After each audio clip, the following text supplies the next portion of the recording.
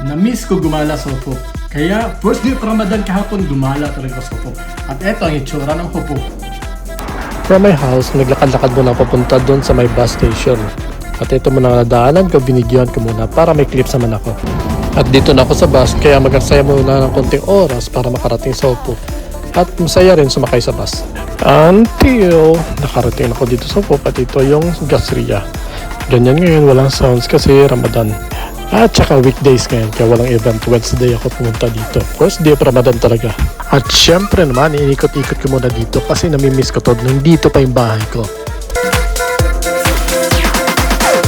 At baka bukas, Thursday o Friday, may events sila dito. Kasi dati may events naman to dito. Pero pag Ramadan talaga, family day mostly. Pupunta sila sa mga kamag-anak nila, makikita-kita, bibigyan ng regalo, ganyan. So dami ko na inikutan dito pero hindi ko nabigyan lahat kasi anong oras na at babalik na ako, sumakay na ako ang bus. Ito yung nadadaanan ko.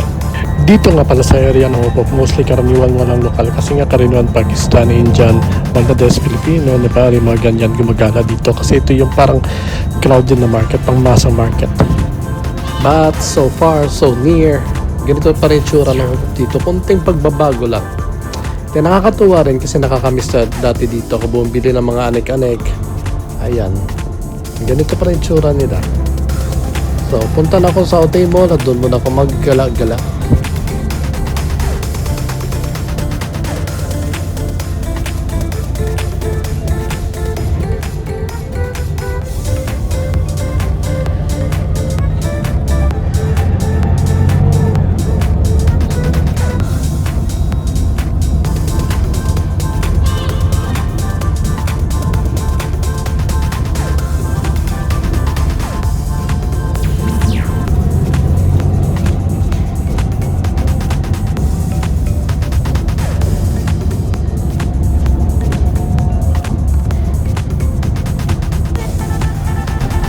So, yun lang guys. Thank you. Ciao. Thank you for watching. Bye.